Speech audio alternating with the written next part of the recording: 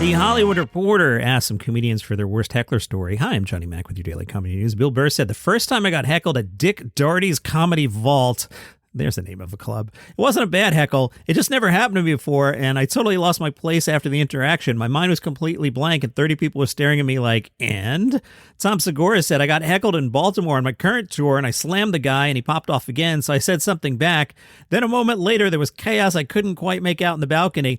Afterward, I learned that another audience member had urinated on the heckler. It was oddly endearing. That guy really had my back. He peed on someone who was disrupting the show. Gabe Iglesias said, my mom, yelling, that's not true, after I did a bit about my mom. Seth Meyer said his happened at the Edinburgh Fringe Festival. My comedy partner Jill and I ate it doing improv at stand-up night. At the end of the evening, they asked for applause for all the acts, and when the MC said our names, it's dead silent, except for a lone Scotsman who yells out, shite! John Oliver. It's not even a heckle that sticks out. The most memorable is a 100% walkout at the Edinburgh Festival. Geez, sounds like that's a tough place to play. 4 audience members started out in the room, then 2 left, then 1 left, then the final one left. The silence of that empty room said more than 1,000 hecklers ever could. Trevor Noah said at a Halloween show, a drunk audience member dressed as Jack Sparrow got up and started crying after I made a joke about pirates. I still want to know what he was drinking that day. Congratulations to Dane Cook. He's 50. He is engaged to Kelsi Taylor, who's 24 years old now. She must have had a birthday since we last talked about her. Dane told people he can't wait to be a dad. He said, I'm just excited at the possibility.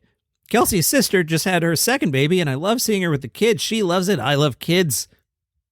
I'm making the Bob Hope face for the camera right now. When the time is right, we'll check it out. Still making the face.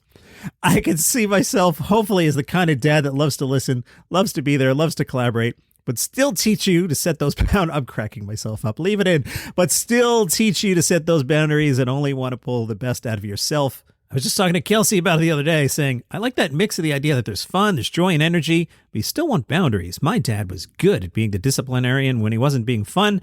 And I go, I think it'd be like that. My dad could be a no BS, no nonsense, don't be a talker, be a doer. I am looking forward to seeing 58-year-old Dane Cook coaching rec soccer. Hey, you know how everybody goofs on the band Nickleback? Over the holiday weekend, apparently the Nickleback guys were out doing some press, and they're still mad at Brian Posehn. This is from exclaim.ca, which, no joke aside, is a really good website if you want to follow Canadian comedy.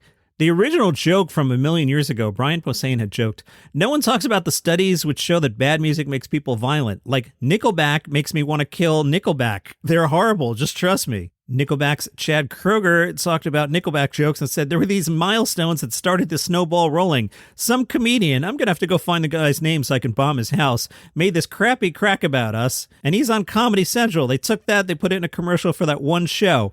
Yeah, I love that Kroeger pretends he doesn't know who originated this. Right.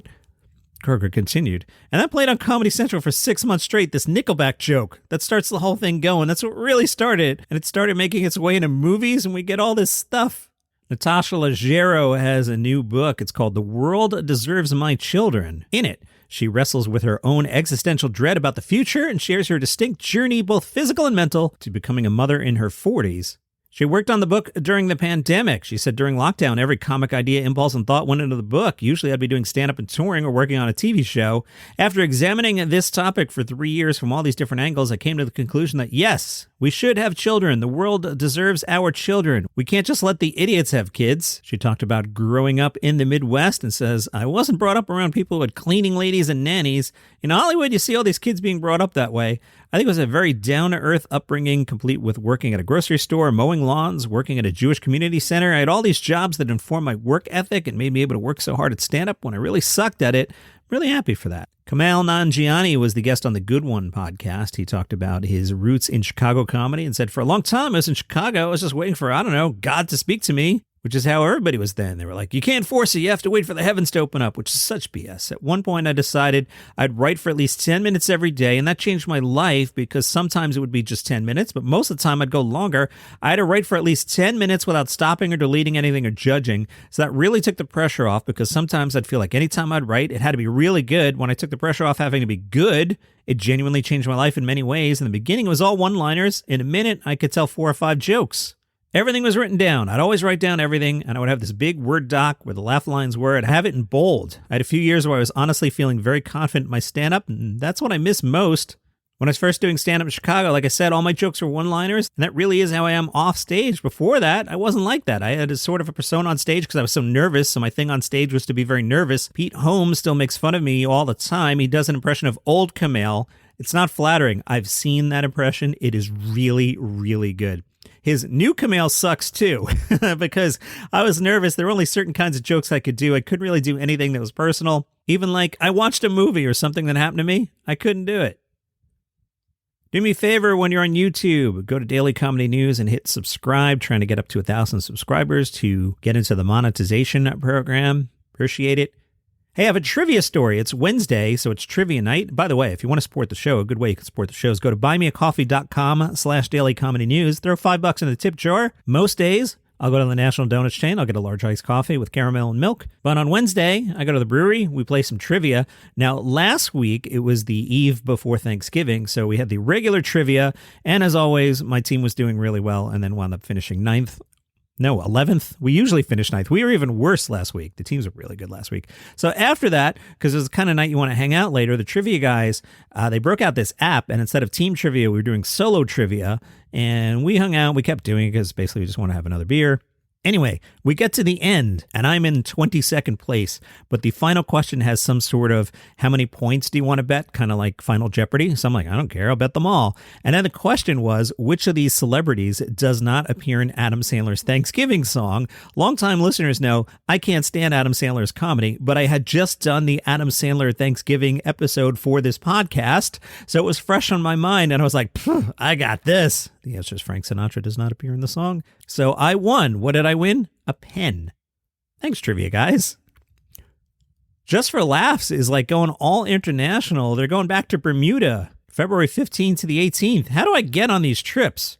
Alonzo Bodden is your host. Danny Boy, Tammy Pescatelli, Ivan Decker, and Bermudian Jonathan Young are among your performers. It's the 15th Just for Laughs Bermuda. Alonzo Bodden has done 12 of them. Good gig. Bill Engvall is going to retire at the end of the year. He said, I'm really looking forward to it. It's been such a great career, and I've got some of the greatest fans all across the country. And as I always say, we all do the same stuff. It's just with different accents. His show's almost like not seeing comedians. More like we're sitting around the living room, and I'm the funny guy doing the talking.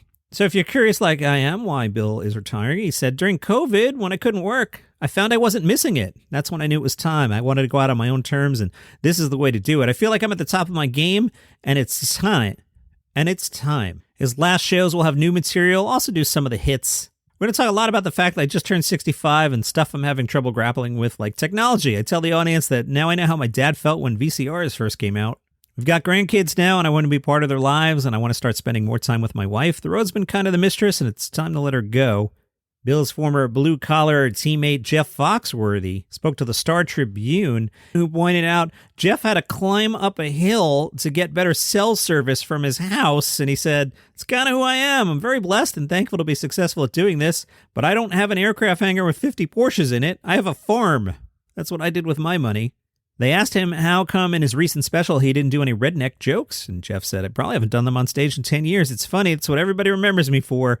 I never thought about it until a buddy of mine pointed out that they were one-liners that were easy to remember. People could tell 3 of them at the water cooler the next day and get laughs, but even at their height of their popularity, I only did them for the last 5 minutes of a 2-hour show. I'm more of a storyteller. If you look at the body of my work, it's mostly about my family and my wife. Where did blue collar come from? Jeff said, let me tell you how I first came up with it. When the Kings of Comedy Tour started, one of their first stops was Atlanta. I was reading about it in the paper, and it said the show was for the urban hip audience. I called up Bill Engvall and said, urban and hip? Well, that leaves a lot of people out. We need to do a show for everybody else. Bill laughed and said, what do you want to call it? Without giving much thought, I said, the Blue Collar Comedy Tour. Jeff said, when I was a kid, we had a dirt yard. Nothing prepared me to be a little famous and have some money. I'm still that kind of kid. And that's your comedy news for today. Follow the show for free on Apple Podcasts, Spotify, buymeacoffee.com/dailycomedynews. Subscribe to the channel on YouTube. Even if you don't listen over there, just become a subscriber. See you tomorrow.